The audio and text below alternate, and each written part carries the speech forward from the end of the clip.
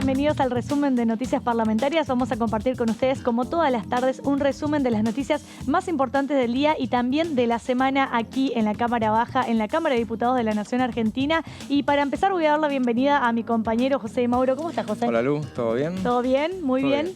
Mientras que nosotros estamos aquí en el estudio, en la Cámara Baja, en la Cámara de Diputados, haciendo el resumen de Noticias Parlamentarias, en paralelo hay una una sesión en el Senado donde están tratando una terna muy importante, un temario muy importante de proyectos que varios de ellos hablamos aquí durante todo el año 2022, cuando se trataron en comisiones, cuando se trató en la sesión en la Cámara de Diputados, y finalmente podemos hablar de la ley Lucio, que hace minutos nada más quedó convertido en ley. El Senado terminó aprobando, que ya venía con media sanción por parte de la Cámara de Diputados, con la sanción de la Cámara de Senadores, queda efectivamente convertido en ley. Es un tema muy importante que tiene que ver con la prevención y la detección temprana de todo lo que tiene que ver la violencia contra los niños, niñas y adolescentes, ¿no? Sí, seguro. Se trata el nombre exactamente va a recibir el nombre propio de la ley Lucio, porque es en homenaje o en referencia a Lucio Dupuy, el niño de 5 años que fue brutalmente asesinado y que fue al cabo de un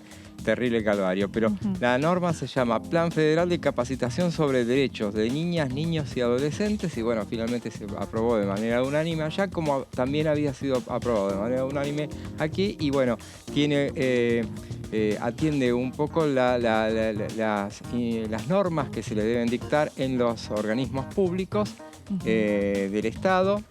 Se pide a las provincias también y a la ciudad de Buenos Aires que adhieran, claro, justamente porque si no, no se puede invadir sobre otras jurisdicciones, pero se pide adherir, y para que justamente no vuelva a pasar lo que pasó con este chico, que fallaron todas las alternativas las alertas que debían haber funcionado para evitarlo. Bueno, la escuela no alertó nada, y los centros médicos, hospitales, claro. Exactamente, porque vamos a ponerlo un poco en contexto. Lucio Dupuy, como bien lo estaba explicando José, fue un niño de 5 años que fue brutalmente asesinado en la provincia de La Pampa por su progenitora y la pareja de su progenitora, que actualmente se encuentran condenadas porque ya transcurrió el juicio y las condenaron a cadena perpetua a las dos como autoras del homicidio de Lucio Dupuy.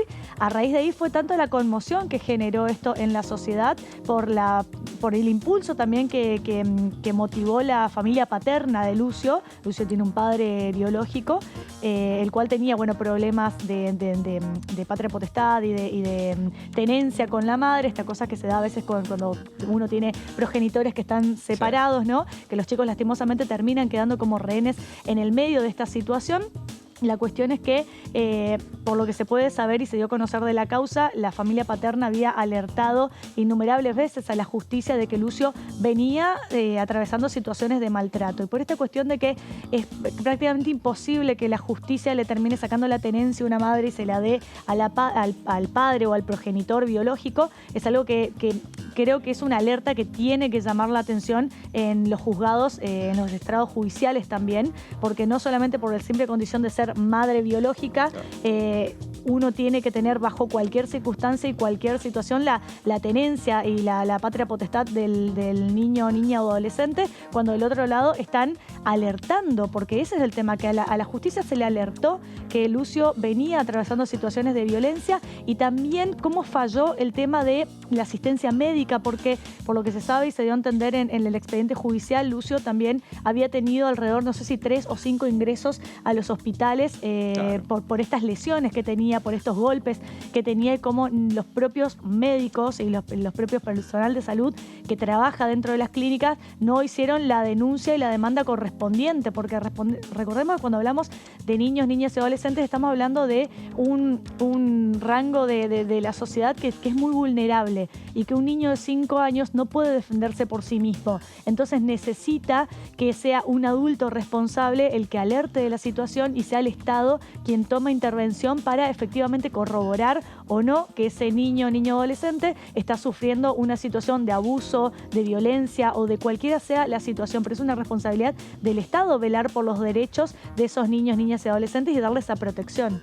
Claro, y justamente durante el debate que se hizo hoy en el Senado, bueno, recordemos, tuvimos bastante tiempo acá en la Cámara de Diputados observando todo el tratamiento que se dio en comisión y un trámite rápido que tuvo después en la Cámara de Senadores, en la Cámara de Diputados, donde finalmente se le dio media sanción. Ahora finalmente se transformó en ley esa norma, y durante el debate se hizo referencia a los especialistas que sostienen que, por ejemplo, el caso Lucio tuvo tamaña repercusión por el hecho de que Lucio terminó muerto, justamente. Pero por cada Lucio hay cientos de chicos que viven calvarios, si no semejantes, bueno, muy parecidos, y que lo viven en silencio. Sí.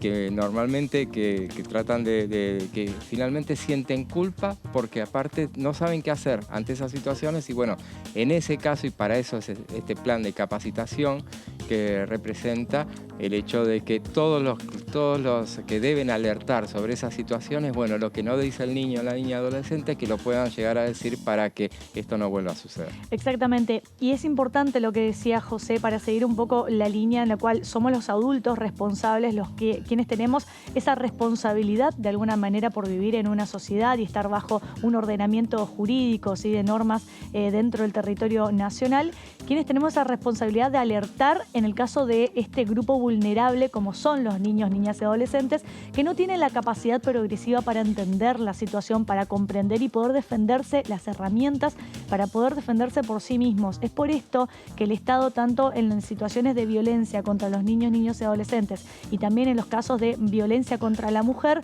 uno tiene la posibilidad de acceder a una comisaría, a una fiscalía, a un juzgado y realizar una denuncia anónima. ¿Qué significa esto? Que vos pones en conocimiento de la autoridad, pones en conocimiento del Estado, pones en conocimiento de la justicia que tanto un niño, niña o adolescente está atravesando una situación de abuso, de violencia, de violación también, ¿por qué no?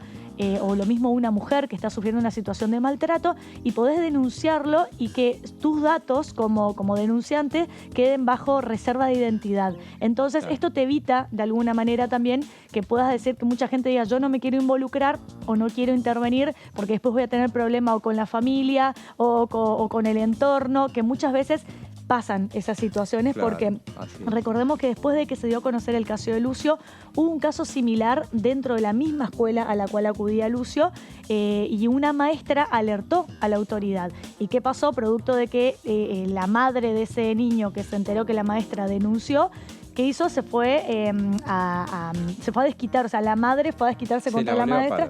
Claro, fue a agredirla a la escuela y pasó esta situación. Entonces, claro, por eso el Estado lo que hace es dar la posibilidad de la denuncia anónima, de que todas las personas puedan denunciar y pedir una reserva de identidad, cosa de que, bueno, el Estado toma conocimiento y luego no se va a saber quién fue el que dio a conocer esa situación para que no haya como una especie de venganza del otro lado, ¿no? Claro, justamente, y bueno, eso lo comentaba el diputado Martín Macchieri, quien es autor de esta norma, el autor original. Diputado de La Pampa. Diputado de La Pampa. Que contó que innumerables veces se ha reunido con el padre de Lucio y el abuelo de Lucio. Y hay fotos, inclusive ahora lo veía en los palcos, ahora abrazándose con el abuelo, ahora que finalmente fue ley en los palcos del Senado. Bueno, como tantas veces sucede acá, cuando la ley toma tanta trascendencia y tanta cercanía con sus autores o con todos los que trabajaron detrás de ella, porque en este caso Macchieri no fue el único que trabajó, hubo aportes de todos los sectores, hubo proyectos también que se sumaron a esa iniciativa, y bueno, finalmente uno va y ve cómo es la culminación de esa ley, lo pasa a la otra cámara, y bueno, para celebrar, bueno, finalmente su aprobación. Esto que es tan triste, bueno, finalmente tiene, porque la consigna es que no vuelva a suceder esto, o por lo menos que se tomen los recaudos para tratar de evitar que eso vuelva a suceder. Recordemos que cuando se trató la ley Lucio aquí en la Cámara de Diputados, se aprobó con 228 votos a favor, 28 ausencias por parte de los legisladores, pero podemos ver que fue aprobado con una amplia mayoría. Cuando se tratan este tipo de problemáticas, no suelen haber controversias y son temas que generan un amplio consenso y un rápido consenso, y se llama prontamente a una sesión para poder convertir en ley esta problemática que ni más ni menos lo que busca es fortalecer y proteger a un grupo muy vulnerable que son los niños, niñas y adolescentes que, como decíamos, no tienen la capacidad muchas veces de comprender ni tampoco las herramientas para poder denunciar una situación de violencia, de abuso, de violación que estén atravesando. Por eso es muy importante esta ley que ahora quedó efectivamente convertida en ley a raíz de que el Senado hace minutos nada más la acaba de sancionar. Luego el próximo paso es que se publique en el boletín oficial y bueno, sean las provincias las que empiecen a adherir dentro de sus propios territorios provinciales y empezar a trabajar en esta capacitación para que, como decíamos, todos los entes, no solamente las personas que forman parte del Ejecutivo, del Legislativo, del Judicial, sino también las escuelas, las instituciones públicas, privadas, los hospitales públicos, privados, tengan las herramientas necesarias, porque si uno toma la capacitación y si vos sabés de qué manera detectar esos casos, es donde te vas a alertar, porque si no tenés esa capacitación, capaz que van a haber cosas, detalles, gestos del niño, golpes, manifestaciones en la piel, manifestaciones en el cuerpo, manifestaciones en la conducta, en las emociones que expresa, que las vas a dejar pasar porque al no tener la capacitación y no tener esa preparación para poder detectar esas señales, las vas a dejar pasar porque ni siquiera las vas a detectar de alguna manera. Entonces, si no la podés detectar, es muy difícil que puedas denunciar. Y algo que se dijo acá durante el debate en la Cámara de Diputados y mucho también en las comisiones, porque bueno, el debate no es solamente lo que se ve en el recinto de ese día en el que se le da media sanción, sino bueno, todo lo que también en la pantalla de DTV también lo vemos durante el debate en comisiones. Y mucho se insistía con que esta ley no es el final, sino es el inicio de un camino. Sí. O sea, falta mucho, y es lo que se repitió ahora en el Senado al aprobarse. Dicen, falta mucho, muchas normas que hay. Se hicieron referencia también a normas que han perdido estado parlamentario y que tienen media sanción o en la Cámara de Diputados o en la Cámara de Senadores y que finalmente por diversas razones no terminan de ser tratadas, pero en materia de la niñez hay mucho por hacer todavía. Y también, haciendo referencia a que bueno, todo tiene que ver con todo, recordaba también una ley que recibió, que fue aprobada también hace muy poco tiempo, que es la norma de historia clínica digital, sí, que también tiene que ver con esto, con lo que le pasó a Lucio, porque si hubiera habido el tema de las historias clínicas digitales y que funcionara como debe funcionar, porque en La Pampa en realidad sí existe la historia clínica digital, la norma, pero no funciona evidentemente, porque si no hubiera también sido detectado eso. Claro, hubiera sido detectado, pero también si tenés un profesional que está capacitado, es el que detecta y lo carga en la historia clínica. Entonces vos podés tener una historia clínica, pero si no tenés un profesional que tenga las herramientas para detectar, ¿no?, a través de una capacitación, que es lo que establece justamente esta ley, para que uno pueda detectar esa situación y cargarlo y que eso quede plasmado, también te sirve como una situación, una prueba después. Seguro. Pero bueno, nosotros vamos a meternos en lo que es la agenda legislativa de la Cámara de Diputados y vamos a hablar de lo que es el proyecto de agrobioindustria, ¿sí? Para arrancar, vamos a ver qué decía el diputado nacional Marcelo Casareto del Frente de Todos, representante de la provincia de Entre Ríos, respecto a este tema. El tema de la ley agroindustrial todavía no está dictaminado. Como vos decís, tenemos que convocar un plenario de comisiones. Si fuera por mí, yo lo convoco mañana, digamos, al plenario, porque yo coincido con la idea de llevar adelante esta iniciativa. Si bien el proyecto caducó, yo lo retomé y lo presenté nuevamente en el mes de marzo junto a más de 20 diputados y diputadas de nuestro bloque, y tenemos que generar consenso. ¿Qué pasa? Pasa lo mismo que todas las leyes. Vos podés impulsarlo de tu bloque, pero no tenés mayoría propia y necesitas que se pueda consensuar con los otros bloques. Eso hasta el momento no ha ocurrido, no es porque no se haya trabajado, sino porque avanzamos un 80% de acuerdo, un 90% de acuerdo, un 95% de acuerdo, pero una vez se te atraviesa el Consejo de la Magistratura, convocás, otra vez se atraviesa el juicio político de la Corte y se convoca. No es neutral sacar la ley o no. Nosotros sabemos que la Argentina necesita inversiones, que necesita generar dólares para generar un crecimiento de mediano y largo plazo, y el sector agroindustrial es fundamental. Me gustaría que se trate rápido. Lo mismo en la ley de máquinas agrícolas para darle mayor componente nacional a la fabricación de maquinaria agrícola. Lo mismo la ley de electromovilidad o de movilidad sustentable. Bueno, hay muchas leyes, la de compra argentino, que son cosas que tienen impacto. Entonces, después, si sesionamos un lunes, un miércoles, un domingo, esta semana o la que viene, cuanto antes mejor, porque esa es nuestra responsabilidad como diputados. Bueno, como bien lo escuchábamos al diputado nacional Marcelo Casareto, hablando de que este proyecto de agroindustria habría perdido estado parlamentario el pasado 28 de febrero del año 2023. Por lo tanto, se volvió a presentar un proyecto similar, pero con las incorporaciones y las modificaciones necesarias y requeridas tanto por la oposición y también por todos aquellos sectores que forman parte de lo que es la agroindustria dentro de la República Argentina para poder lograr el mejor texto posible y que esto favorezca a todo un sector y no solamente a algunos en particular. Pero para adentrarnos en el tema y desmenuzar en qué consiste específicamente este proyecto de ley, vamos a ver a nuestro compañero José que nos va a explicar el tema en unas placas. Sí, estaba muy atento a lo que decía Marcelo Casareto porque, bueno, no me deja muy convencido de que esto tenga la rapidez que uno esperaba que tuviera, porque uno hace referencia a todos los cambios que experimentó esta norma, que se anunciaron durante la reunión que se realizó el miércoles 22 de marzo pasado. Fue un plenario. Recordemos, como decía Casareto, esto es un plenario. Él es presidente de la Comisión de Industria. Sí. Acá también interviene la Comisión de Agricultura, que es la cabecera, que es manejada por la oposición. El diputado Ricardo Burjaile está al frente.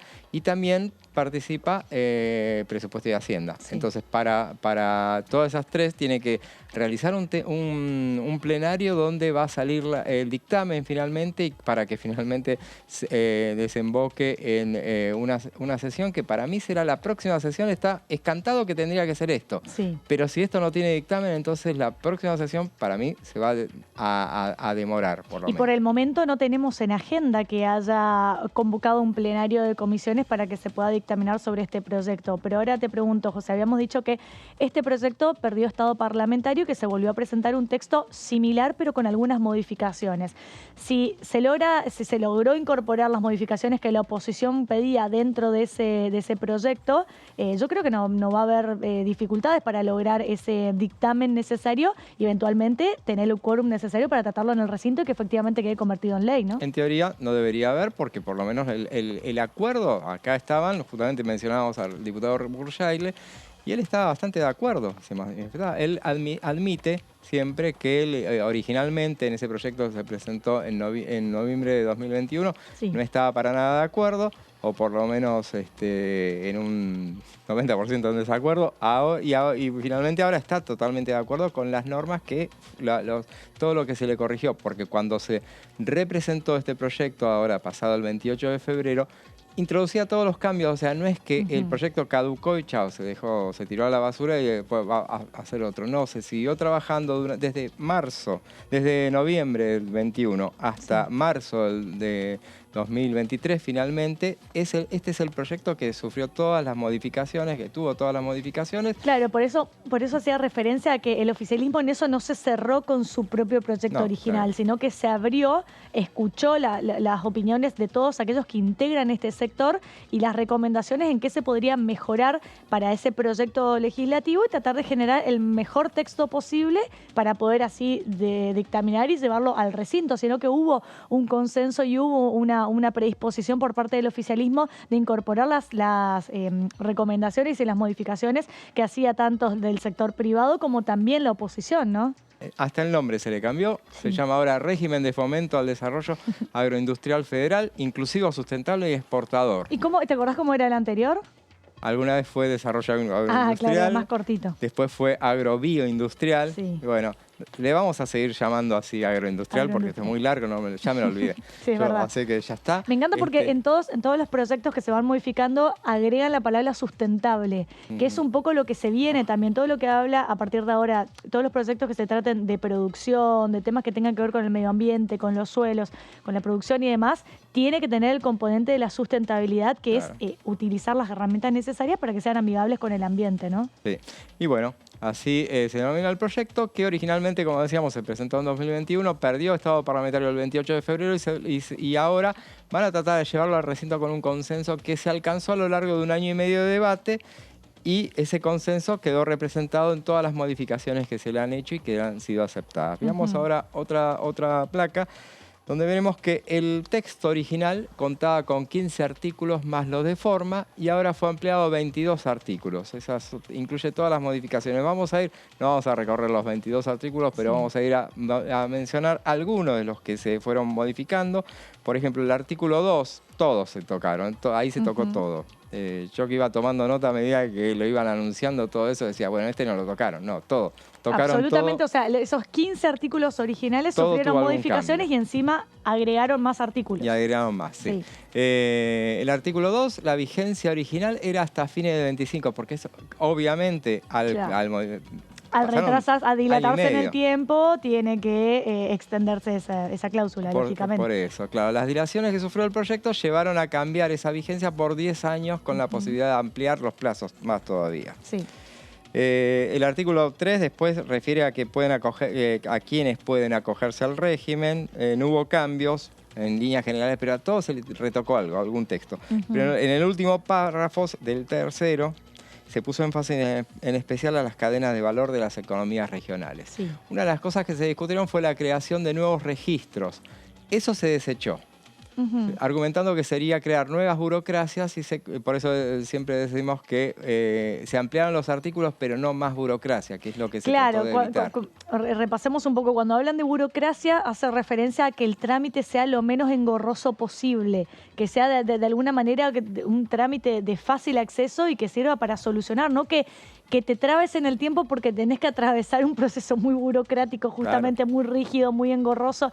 La idea de la mayoría de los proyectos de ley apuntan a agilizar justamente los trámites administrativos, legales, a la hora de obtener algún tipo de beneficio dentro de estos regímenes, ¿no? Así es. El quinto refiere al tratamiento fiscal para beneficiarios. Se sacó el concepto de nuevo registro, reforzándose el de ventanilla única. Eso figura en todos los artículos. Sí. Ventanilla única digital.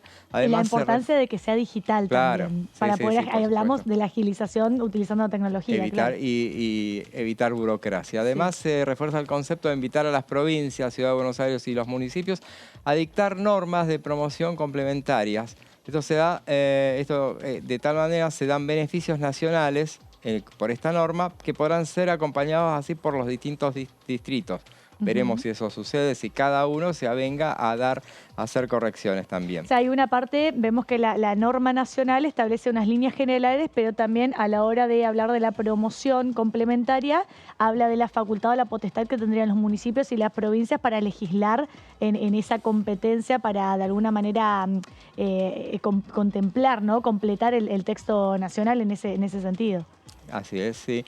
Las condiciones para acceder a los beneficios: aumentar el volumen de ventas, aumentar el volumen de producción física, aumentar el volumen de exportaciones físicas, incrementar el personal ocupado. O sea, todo esto, por eso dicen, esto genera empleo también, genera recaudación más, incrementar puestos de trabajo, que es lo que más le interesa al gobierno. Ahora ya me perdí con la inflación y el tiempo, pero hablaban de 300.000 millones de dólares, hablaban de cifras enormes de lo que podía llegar a generar. Incrementar inversiones realizadas también, es otra de las cosas que se busca lograr. Una de las cosas también, el régimen excluye, por ejemplo, sujetos condenados por el delito de quiebra fraudulenta quedan afuera de esta norma.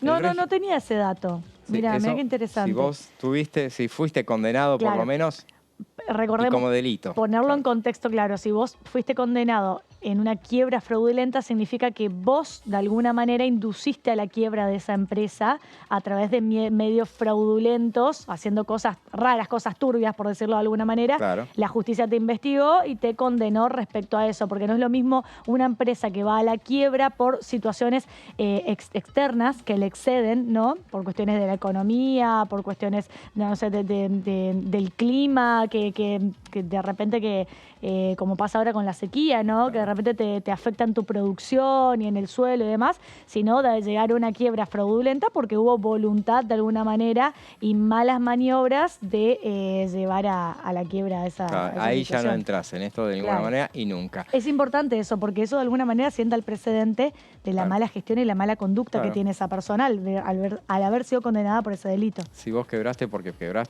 la sequía, lo que y lo sea, hiciste, bueno, es otra claro, cosa. y lo hiciste, no fue algo que te pasó como que no te competía, no era competencia tuya, no lo hiciste sin querer, diciendo, ¿no? Sino que hubo una intención de alguna manera haciendo cosas que no debías. El régimen original contemplaba que año a año los productores tenían que mostrar mejoras para ver si te mantenían la adhesión al régimen. Ahora proponen que cada 2 ejercicios fiscales se debe acreditar la mejora de alguno de estos conceptos. Entonces, o sea, da la posibilidad. Exactamente. Bueno, si te parece, José, vamos a repasar la palabra de la diputada Figueroa Casas, representante de la provincia de Santa Fe, que también hacía referencia a este proyecto de agroindustria. Vamos a tener una reunión de agricultura nuestra de Juntos por el Cambio para hablar de esto. La discusión pasa porque uno no puede hablar de agro si no habla de las retenciones. Entonces, eso es el tema, ¿no? Pero también hablar del dólar, porque no es lo mismo un dólar como que ahora el dólar agro que va a venir y lo que pasó con el dólar soja. Sí, pero viste, lo que pasó con el dólar soja no fue bueno. Primero se endeudó el Tesoro. Claro, endeudaste. Y después, por otro lado, se rompieron muchísimos contratos. Porque ¿qué pasaba con el que tenía un contrato de arrendamiento que lo tenía pautado en soja, pero él en realidad tiene un tambo o tenía maíz? Y lo único que crecía el precio, entonces se armaron unos líos en entregas, en contratos así de trabajo, hasta para pagar maquinarias, que a veces se pone el valor en soja. Hago un contrato en soja aunque yo tenga tambo, ¿no? Claro, es como que la soja es el arrendamiento, todo el mundo lo hace así, o incluso vos un campo, vos haces rotaciones, o sea, no haces todo soja. Entonces de golpe tenías guardado, no sé, tenías para vender maíz y vos lo vendías al valor normal y la soja estaba más alto. Entonces, realmente meterse y tocar así con todos estos dólares generan distorsiones de alguna manera. Bueno, escuchábamos la palabra entonces de la diputada nacional, cada uno, tanto oficialistas como opositores, dando su versión, su punto de vista respecto a este tema. Lo cierto es que cuando se tratan estos temas en comisión, siempre se trata de llegar a un consenso dentro del texto y para poder lograr ese consenso dentro del texto que luego eventualmente llegaría al recinto, es donde tienen que ceder en la negociación del articulado, de cómo lo van a armar los articulados y como nos explicaba José, de alguna manera este proyecto nació con 15 artículos y luego terminó con 22 artículos, de los cuales fueron modificados muchos de ellos y agregados otros más. A ver, José, seguí contándonos de qué se trata este proyecto. En el proyecto original se hablaba de qué tipo de inversiones iban a tener esos beneficios. Ahora no especifican cuáles son los tipos como para hacerlo más amplio. Incorporaron un agregado, además, que dice que serán susceptibles de amortización todas aquellas inversiones necesarias para generar, mantener, conservar la ganancia sujeta a impuestos. O sea, al poner eso, queda todo mucho más amplio, entonces no hacen que ningún concepto quede fuera de esta ley.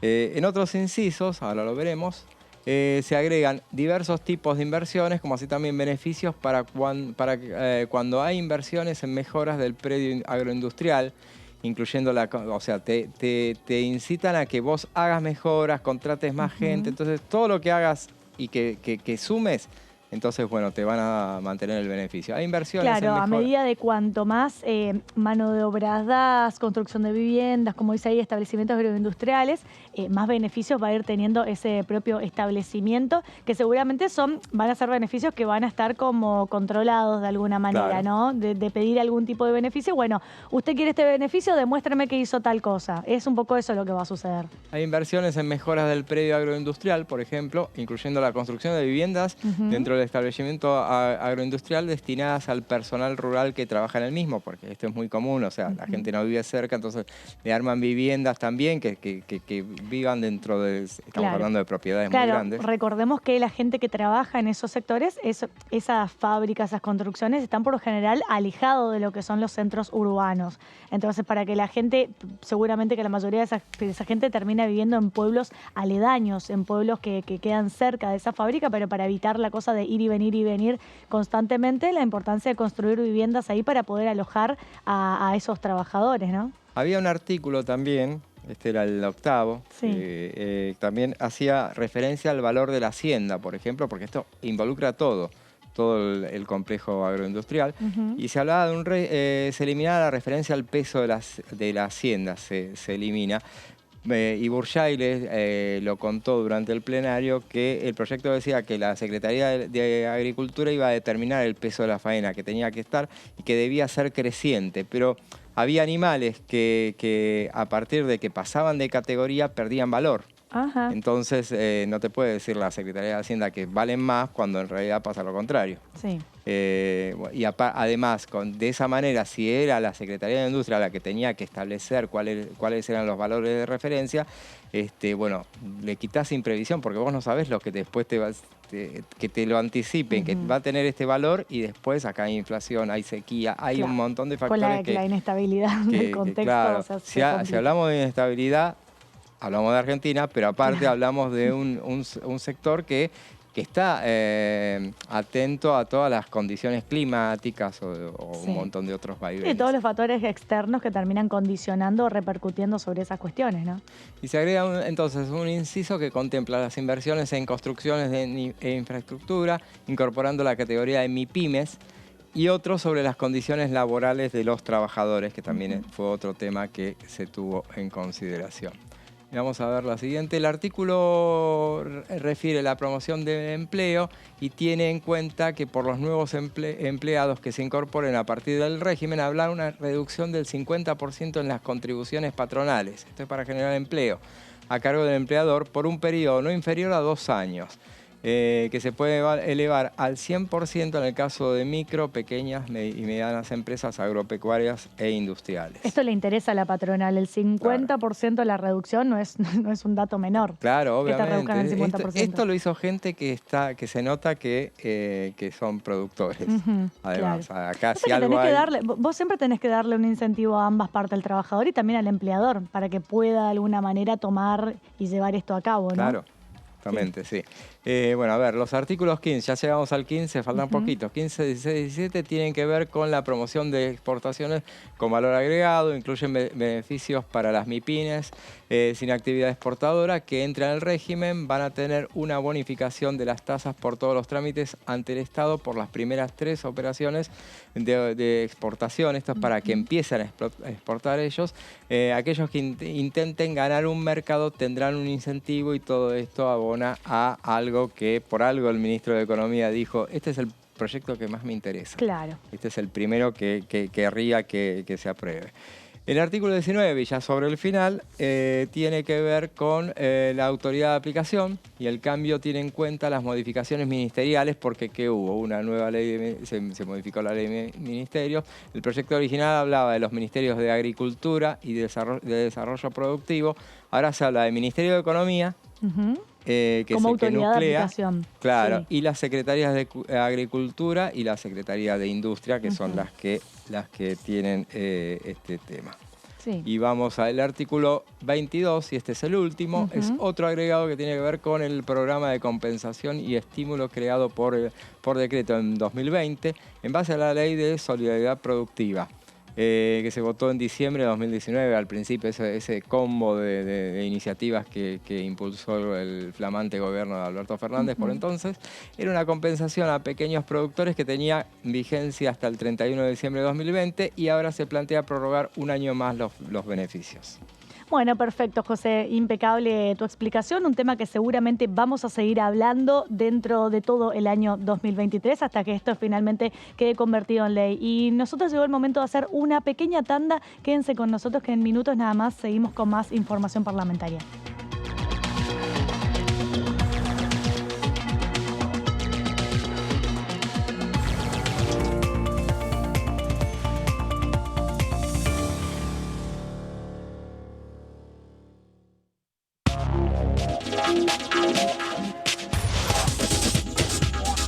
DTV Entrevistas, viernes 23 horas.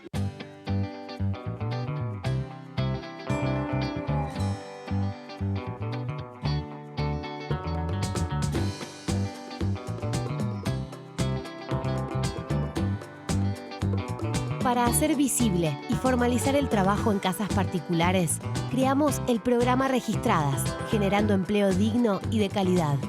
Inscribiendo a una trabajadora de casas particulares, formalizás un puesto de trabajo y asegurás que acceda a todos sus derechos. A través del programa Registradas, durante los primeros 6 meses, el Estado cubre el 50% del sueldo de las nuevas trabajadoras. Una herramienta para visibilizar, formalizar y reconocer el trabajo del personal de casas particulares. Argentina Presidencia.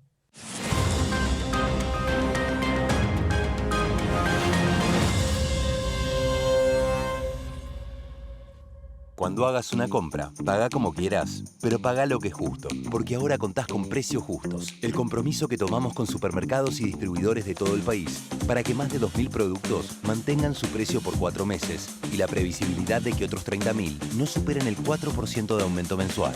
Además, podés avisar de faltantes o irregularidades para que nadie tenga que pagar de más. Bajate la app, escaneá y conocé los precios justos.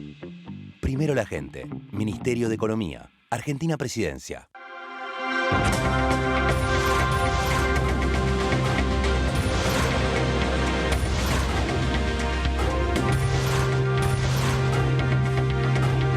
Ellos son tu voz en la tercera edición.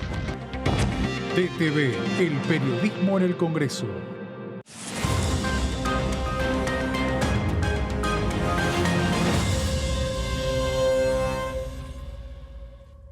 Exportamos bienes por más de 88.000 millones de dólares en 2022. Y detrás de ese dato hay un movimiento económico que llega a cada rincón del país.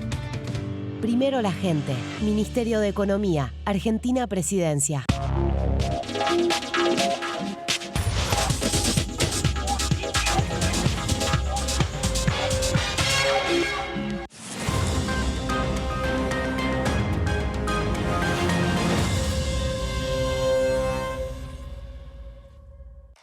Activa recreos.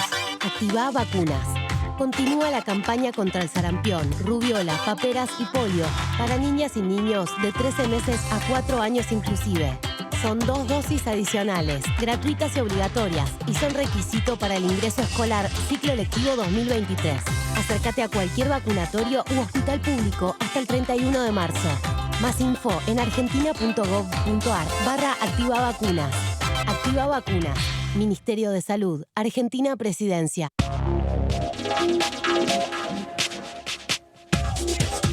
DTV es información, es diálogo, es análisis. DTV es federalismo, libertad de expresión, pluralidad de voces.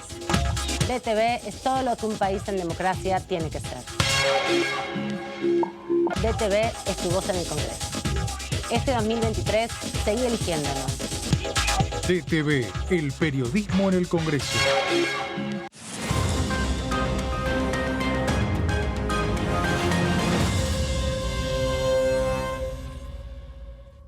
Continúa abierto el registro de acceso para los subsidios a la energía. Ahí podrás realizar la solicitud para acceder a los subsidios de gas y electricidad. Ingresá a www.argentina.gov.ar/subsidios y completa el formulario de inscripción. Acordate de tener las facturas a mano, ya que se te van a solicitar datos de medidor y número de usuario. No hace falta que el servicio esté a tu nombre. Con la segmentación energética, construimos un sistema energético más justo y sustentable y seguimos acompañando a quienes más lo necesitan. Secretaría de Energía, Ministerio de Economía, Argentina Presidencia.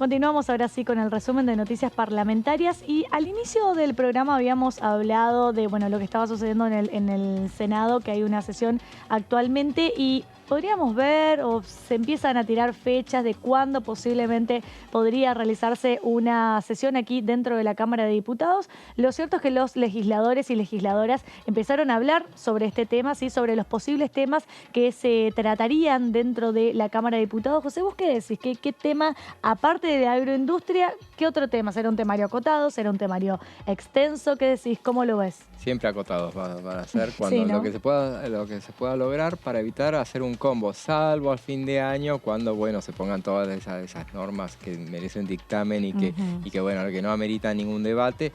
Pero bueno, lo que se está especulando siempre se habla de la fecha del miércoles que viene, miércoles 19 de abril. Sí. Yo lo pongo un poco en duda por el hecho de que el caballito de batalla para esa sesión era el gran llamador era agrobioindustria.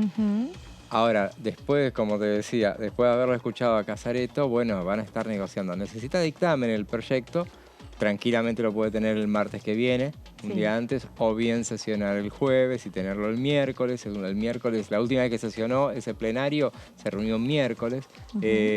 ¿Qué es lo que está pasando? Y es un año electoral, merma mucho, eso pasa siempre, merma la actividad legislativa, porque es lo que se vio esta semana en particular, una semana donde hubo actividad en comisiones, pero no tanta. Y por ejemplo, una de las comisiones que se reunió fue la Comisión de Deportes, y la primera referencia que hizo su presidente, el diputado Héctor Baldassi, dijo, la diputada Tania Bertoldi no está acá porque tiene elecciones en Neuquén este domingo. Y no podés, cuando sos diputado no podés desatender tu terruño. Entonces, esta semana había elecciones en Neuquén y en Río Negro este domingo. Después no hay más elecciones en este mes de abril, pero yo digo... En mayo también. Claro, por eso tendría que haber sesión. Sí. O la semana que viene o la siguiente, porque en mayo se va a complicar, hay 9 elecciones en mayo. Exacto. Se va a complicar la más. asistencia, ¿no? Sí, son 2 fines de semana que las nuclean a todas. Exacto. Pero ahí se hace difícil. Estaba echando un vistazo, por ejemplo, en el Senado, donde los diputados de Río Negro, de Neuquén, obviamente no estaban presentes, y también algunos hay que ir a cuidar los territorios, claro, exactamente. Año electoral. Es entendible. Pero el tema es que, claro, año electoral siempre fue así. Este año no iba a ser la excepción. Pero bueno, ¿te parece si empezamos a repasar la palabra de los diputados y diputadas nacionales que hablaban respecto a esto, respecto a una posible sesión? Y vamos a ver qué decía en esta oportunidad el diputado Pablo Tonelli. Se habla así de una posible sesión, inclusive trascendió un posible temario, pero sí, efectivamente, está fría. Hay elecciones en algunas provincias, hay muchos diputados en campaña, y me parece que últimamente nos está faltando acá en la Cámara más diálogo entre... Están hablando poco. Me parece que deberíamos hablar un poco más. Y se juntaron varios factores, ¿no? No solamente el componente de que es un año electoral, sino también la falta de diálogo y la falta de llegar a un consenso para un temario en una posible sesión hace que esto se termine dificultando la próxima fecha para una sesión y eventualmente el temario de las leyes que van a tratar, ¿no? Lo tiene muy claro el hecho de que a las patadas no, porque así terminaron el año pasado, entonces nadie tiene mayoría, tiene que avanzar con el consenso. Pero también había algo que decía el diputado Marcelo Casareto hoy respecto del consenso, que por ahí se llegan a los consensos necesarios, pero después pasa algo en el contexto como juicio político, como Consejo de la Magistratura, que te termina, ya en el Senado, modificando el tema del quórum y hace de que lo que pasó en las últimas 2 sesiones en el año 2022, que no pudieron sesionar por falta de quórum. Claro. De temas que en teoría ya estaban, ya habían llegado a un consenso, porque cuando se llega a situaciones habilitar una sesión es porque ya se sabe que van a lograr el quórum necesario para poder sesionar. Ya todos esos temas están hablados previamente y están acordados, ¿no? Pero después pasan estas cosas del contexto que termina modificando todo. Claro, lo que pasó el año pasado, por ejemplo, recordemos, fue el tema del Consejo de la Magistratura, Claro. que era la referencia que hacía Casareto, por De ejemplo, los, después... de los asesores que tenían que ir al Consejo de la Magistratura, sí. Por eso la cuestión está, en eso están trabajando mucho... Consejeros, perdón. Los no eran consejeros, ¿sí? asesores, Están trabajando mucho la presidenta de la Cámara, el presidente del bloque, son los que llevan adelante las negociaciones con una oposición que en ese sentido está más cómoda en cuanto a que bueno, ante tal paridad, bueno, ofreceme, no me metas nada raro, dicen ellos, consensuemos todo. Por ejemplo, una norma que cuando hablabas vos el año pasado se trabó finalmente fue la cuestión de las universidades. Eso es un interés en particular que tiene el oficialismo en aprobarla, justamente. Recordemos, hay 22 universidades que se crearon desde 2012 a la fecha. Entonces, había un paquete de 8 universidades. En esa última sesión. Sí. De las 8, 2, por ejemplo, son de interés de la oposición. Entonces, a partir de esas 2 que tienen ellos, tratar de negociar que si no son las 8, que por lo menos sean 6. Claro. En general tenían la anuencia de todos, pero había 2 que recibían ciertos reparos. La Universidad de la Madre de Plaza de Mayo y la Universidad de Entre Ríos, que en realidad era, o de Paraná, que en realidad era convertir en universidad o algo que es una facultad provincial. Así es. Bueno, si te parece, vamos a ver qué decía el diputado nacional Francisco Monti, representante de la provincia de Catamarca y del bloque de la UCR respecto a la eventual o no de una posible sesión. A ver.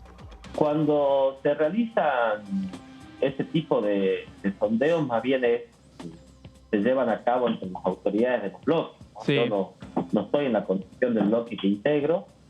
Nosotros no tenemos ningún tipo de comunicación oficial y de mi parte tampoco es oficial respecto a que se pueda llevar adelante una sesión, con lo cual tampoco, lógicamente, puedo tener conocimiento de una posible agenda. Bueno, un poco siguiendo la línea del diputado anterior, ambos opositores, siguiendo la misma línea del bloque, ¿no? La imposibilidad quizás de ponerse de acuerdo, la dificultad, claro, de ponerse de acuerdo en un temario para poder sesionar. Y lo cierto es que uno puede entender de que estamos en época de campaña, de que cada uno está cuidando su territorio, está militando y haciendo política, pero también hay un país y hay una sociedad que necesita que los legisladores sancionen las leyes para poder tratar de solucionarlo, hacerlo un poquito más simple la vida a todos los ciudadanos que no son ni más ni menos que representantes del pueblo y que están aquí electos por el voto popular, ¿no? Hay un proyecto también que lo mencionamos esta semana cuando decíamos de la próxima reunión que podría formar parte de esa, que tampoco tiene dictamen por eso, pero estaba muy cerquita del dictamen, que tiene que ver con el tema del lavado de dinero. Sí. Y es una cosa que tiene que estar aprobada ante el GAFI antes de septiembre. Falta todavía, pero bueno, no te podés acordar, tiene que hacer el recorrido diputados y Senado. Sí. No puede ir a ser tratada sobre tablas en el Senado, o sea que tiene que tener un paso por las comisiones, entonces eventualmente puede llegar a volver, entonces con tiempo, y por eso ese es otro de los proyectos que tratarían de incluirlo ahí, porque aparte estaban de acuerdo y porque el oficialismo estaba dispuesto a hacer modificaciones como lo habían mostrado el año pasado, cuando, eso ya lo comentábamos, también hubo una reunión donde se habían puesto de acuerdo, donde estuvo el titular de la UIF, donde mostraron disposición. Informativas fueron esas. Sí, claro, sí. Y donde aceptaron las modificaciones que sugería la oposición. Claro. Y hubo una reunión, quedaron en una nueva reunión. Finalmente ahí hubo todo, cuando se enrareció el clima entre oficialismo y oposición, y después finalmente se anunció que iba a haber una reunión de comisión, un plenario para el 22 de diciembre. Ese día fue declarado feriado justamente porque fuimos campeones del mundo. Claro. Y finalmente se postergó, hace falta un dictamen, está todo de acuerdo, y cuando esté el dictamen, ese es otro de los proyectos que sería incluido en esa futura sesión, que yo me da dudas la próxima semana, pero antes de fin de mes tiene que haber una, porque mayo se complica. Esperemos que sí. Bueno, hasta el momento escuchamos la palabra de 2 opositores. Llegó el momento de escuchar la palabra de un oficialista. A ver, ¿qué piensa respecto de la posibilidad de llegar a una posible sesión y cuáles serían los temas que podrían tratar ahí? Por eso vamos a escuchar la palabra de la diputada Landricini, representante de la provincia de Río Negro. Se decía una posibilidad el día miércoles 29. 29. Pero no lo tengo yo para poder confirmarlo. Claro. ¿Cómo está considerando usted? Hay temas con dictamen, como la creación de universidades nacionales que están esperando las comunidades y los expedientes. Sí, señora. Que la carroza de Juntos por el Cambio llegue.